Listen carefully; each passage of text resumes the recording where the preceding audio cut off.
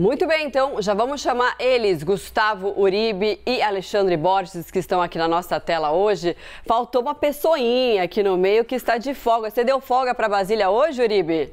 Olha, tem pessoas que podem tudo na CNN Brasil e outras não podem nada. Alô, RH. É isso, nós e estamos você aqui, e o Borges estão no grupo, então, dos que não podem nada, pelo jeito. Ó, vocês estão ali, ó, no canto, rejeitados. Brincadeira, gente, muito bom dia pra vocês. Bom, a gente abriu live, né, Evandro, falando sobre isso, sobre essa pauta de costumes que entrou, de religião, que entrou agora na campanha petista, que até então não estava dando muito valor para isso. Mas depois do primeiro turno, eles viram a necessidade de conquistar esses eleitores, Uribe. Faltou comunicação no primeiro turno e é isso que agora as duas campanhas tentam superar. Inicialmente, bom dia de novo a todos, bom dia Evandro, bom dia Marcela, bom dia ao meu amigo Alexandre Borges, bom dia Basília Rodrigues, que deve estar assistindo de casa.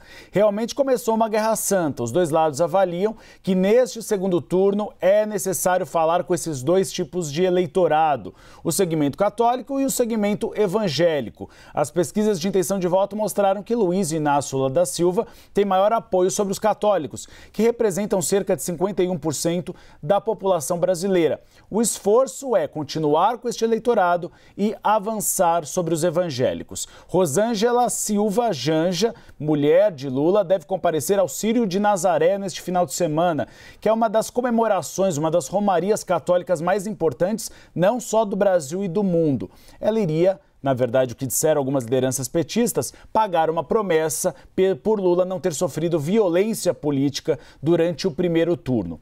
Lula também avalia assinar essa carta aos evangélicos. Ontem ele disse a Tainá Falcão, não assinarei, mas a pressão sobre os evangélicos, mas a pressão sobre ele tem aumentado bastante por dirigentes petistas. Ele gravou um vídeo que já está sendo exposto nas redes sociais, que diz que é favorável à vida e é contra o aborto, tentando falar também com esses eleitores. Um outro vídeo que deve ser veiculado é de um pastor evangélico que é da Igreja das Nações do Reino de Deus, Romualdo Panseiro. Ele era da Universal do Reino de Deus, aliado de Macedo. Esse vídeo também deve ser colocado em circuito. E Jair Bolsonaro. Jair Bolsonaro teve um apoio estrondoroso entre os evangélicos no primeiro turno. Agora quer avançar sobre os católicos. Vai ao Círio de Nazaré. Há a possibilidade dele ir à Aparecida, à Basílica de Aparecida, no dia 12 de outubro, mas a campanha ainda não sabe ao certo se ele aceitará ou não, porque ele teve algumas resistências, mas agora tem tentado ser convencido. Há a possibilidade em discussão de uma carta de Jair Bolsonaro ao eleitorado católico, reafirmando a pauta de costumes, e há também uma tentativa de uma conversa com Dom Orani Tempesta, que é o arcebispo do Rio de Janeiro, arcebispo católico, nessa tentativa de fazer esse ato no Cristo Redentor.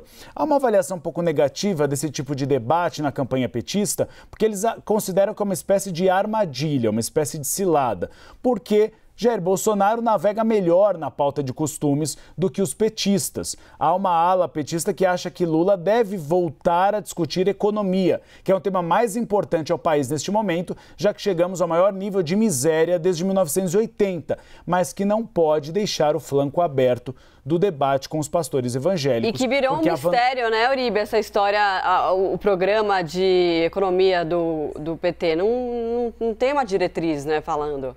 De nenhum deles, né, Marcela? Na verdade, são superficialidades de programas de governo que não tem nem 100 páginas e não explicam, por exemplo, como vão viabilizar o Auxílio Brasil, como vão viabilizar a reforma tributária, enfim. A campanha virou mais um debate ideológico do que uma questão programática. Mas agora, Jair Bolsonaro, então, tenta ir junto a esse eleitorado católico e Luiz Inácio Lula da Silva sobre o eleitorado evangélico. Sobre esse ponto que eu queria falar com o Alexandre Borges, a gente tem visto cada vez menos projetos e propostas serem discutidos, já não estavam sendo discutidos lá no primeiro turno, agora no segundo turno, então, nem se fala, né? Quando a gente esperava de fato alguma abertura do que ambos pretendem para 2023. E há um debate intenso agora entre Deus e o capeta, né, entre quem estaria do lado do demônio, do capiroto, e quem seria santificado. Enfim, tudo isso vai encobrindo e acobertando aquilo que a gente quer saber, o que se prepara em relação ao mercado de trabalho, à educação, à saúde, a projetos para a economia. Estamos praticamente vendados em relação a isso, né, Borges? Verdade, Evandro. Bom dia para você, bom dia, Marcela, bom dia, meu querido Gustavo Uribe. Esse é um assunto muito interessante, por quê? Porque é claro que os políticos gostam de aparelhar, instrumentalizar a religiosidade do povo para conquistar votos, para trazer gente para o seu lado. Mas o outro extremo também é complicado, ignorar a religiosidade do povo. Nós temos um país que é majoritariamente cristão, ou você somando outras religiões monoteístas, você vai ter praticamente 90% dos brasileiros acreditando em algum Deus.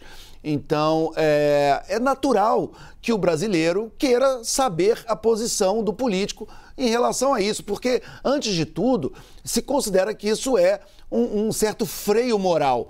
Então, se nós temos uma democracia representativa, o brasileiro quer entender quem é que está representando. Vamos lembrar, por exemplo, que Lula, na sua história, ele sempre reforçou a coisa do político popular, ele sempre falou muito de futebol, ele sempre falou muito, agora ele tem falado de novela, aqueles que assistem novela e tal.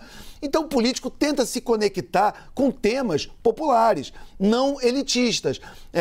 E tem muito um certo preconceito elitista em relação à religião, que até permite que o político fale de futebol, fale de novela, mas quando chega na religião, e tal. E pode-se falar, é claro que ninguém quer uma teocracia, nós temos um Estado laico, mas algum tipo de posicionamento, se o político não existe vácuo em política, ele deixa um campo aberto para que o seu adversário explore e coloque rótulos e carimbe coisas na testa dele que provavelmente não correspondam à realidade. Então, já que esse assunto estará na mesa, pelo menos que o político dê a versão dele sobre o que ele pensa e sobre o que ele acredita.